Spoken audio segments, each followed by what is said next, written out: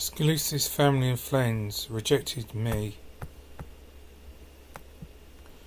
when I fled Jehovah's Witnesses after Rebecca Yardley's documentary, A Mother-in-Law, reveals how she rebuilt her life after 48 years as a member. Mother-in-law of four, Dr. Heather Ramson, 57, lived 48 years as Jehovah's Witness. Her own mother went to her grave with COVID while still refusing to speak to Rebecca Yardley, laid bare her trauma growing up as part of the community. A formal Jehovah's Witness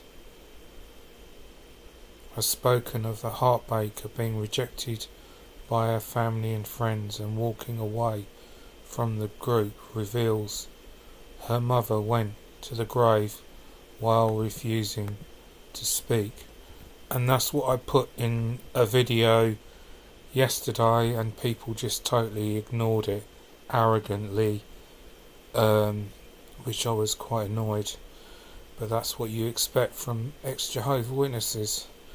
Mother-in-law of four, Dr. Heather Ramson, lived 48 years within the community before she woke up, taking 3 of her children with her. Her daughter, now is 32, remained behind and has only had no contact with her since she was 25. Heather's fiance, Nicholas, is a therapist who works with Jehovah's Witnesses. 7 years, still live in Southport, a town while the doors that she used to knock on. There she is. There she is as Jehovah's Witness. Heather, while her son was preaching as a pioneer, she was right in the middle of her community. Her daughter, now 32, remained behind, has no contact with her family since she was 25. Heather's holding her Bible.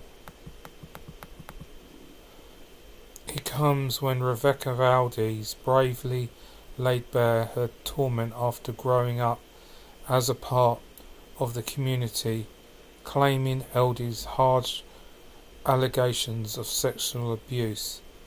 She was just aged 12. Heather just completed a PhD in philosophy since leaving the group. Some people don't cope well with social isolation from families. What comes of shunning? I've lost all my Jehovah's Witness family. They shunned me. My mum died of COVID while shunning me. I haven't seen her for a couple of years, but visited 3 times in a full PPE as she was dying in hospital. But just leaving the religion was my own choice. Some aren't lucky to get disfellowshipped, who are like being kicked out into the cold. I lived in my hometown of Stockport all my life. My friends, you lose all.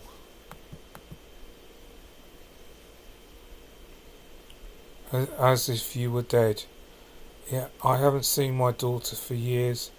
I didn't spend a lot of time messaging her, but no response. It took me about 5 years to think, you know what is painful. I agree. And that's why people ignored my video when I was standing near the grave of my mother. And Jehovah's Witnesses, ex-Jehovah's Witnesses, just totally ignored it, didn't make any comment, so I took it off because they're not interested. They're only interested in glamour, sad, boring stories.